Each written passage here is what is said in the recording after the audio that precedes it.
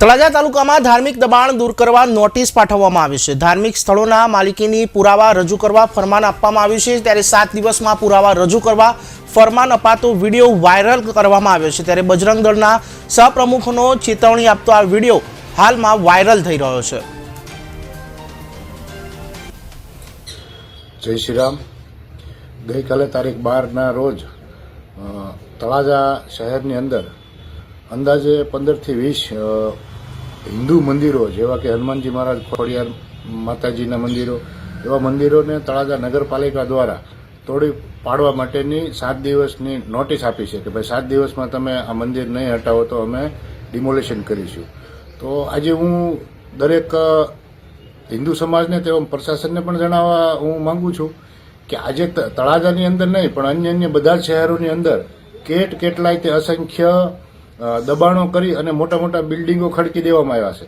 તળાજાની અંદર પણ આખું અમારા પાસે બજરંગ દળ પાસે એવું લિસ્ટ પણ છે કે ગેરકાયદેસર જમીનો ઉપર સરકારી જમીનો ઉપર મોટા 3 માળના બિલ્ડિંગો ખડકી દેવામાં આવે છે। પોતાના અમુક ધાર્મિક સ્થાનો પણ એના માટે ઊભા કરવામાં આવ્યા છે। તો આ પ્રશાસનને અને આ નેતાઓને આ જે ધાર્મિક સ્થાનો છે એક વર્ગ વિશેષના એ કોઈને દેખાતા નથી, પણ હિન્દુ સમાજના મંદિરો નાની એમથી દેરીઓ એ બધું દેખાય છે। આજે વર્ષોથી તળાજા બંધાણું પહેલાના અમુક મંદિરો છે, છતાં પણ એ મંદિરોને આજે તોડવા માટેની નોટિસો મળી છે।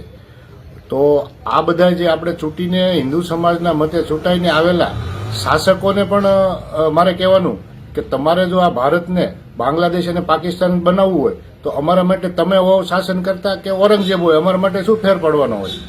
તો આજે હું આ બજરંગ દળ દ્વારા એક ચેતવણી પણ આપવામાં આવે છે કે આ જે નોટિસો છે તરત પાછી ખેંચી લેજો, એક પણ મંદિરો તોડવામાં નહીં। હા, તમારા સુપ્રીમ કોર્ટનું પાલન તમારે કરવું હોય તો જેટલા પણ દબાણો છે એ બધા જ ને તોડી નાખી અને પછી અમારા પાસે આવજો। અમે સ્વયં આ જે કંઈ દબાણો નડતરરૂપ હશે એ બધા દબાણો અમે સ્વયં હટાવી લેવા માટે અમે બંધાયેલા છીએ। પણ એના પહેલા તો તમારે જેટલા પણ નગરની અંદર તળાજા શહેરની અંદર જેટલા પણ દબાણો છે, જેટલા પણ બિલ્ડિંગો ઊભા કરેલા છે, જેટલા પણ દુકાનો ઊભી કરેલી છે એ તમામ દુકાનોનું પહેલા ડિમોલેશન કરો, ત્યારબાદ અમને ખાલી કહેજો એટલે અમે સ્વયં અમારી રીતે આ બધા દબાણો અમે હટાવી લેવામાં આવે।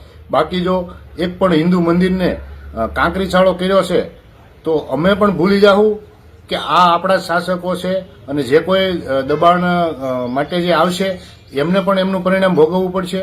બીજું કે બજરંગ દળ છે એ એવું નહીં માનતો કે અમે અમારા પ્રાણના ભોગે પણ રક્ષણ કરીશું। અમે અમારા પ્રાણના નહીં, અમે તમારા પ્રાણના ભોગે પણ અમે અમારા હિન્દુ મંદિરોનું રક્ષણ કરશું। અમે ઈંટનો જવાબ પથ્થરથી આપવામાં માનીએ છીએ, એટલે એવું નહીં સમજતા કે આ ખાલી ચેતવણી છે। આગળ સમય આવશે, જરૂર પડશે તો અમે કરીને પણ દેખાડશું। એના માટે આપ તૈયાર રહેવાનું રહેશે અને એને આ ચેતવણી છે, જે સમજવું એ આપ સમજજો। જય શ્રી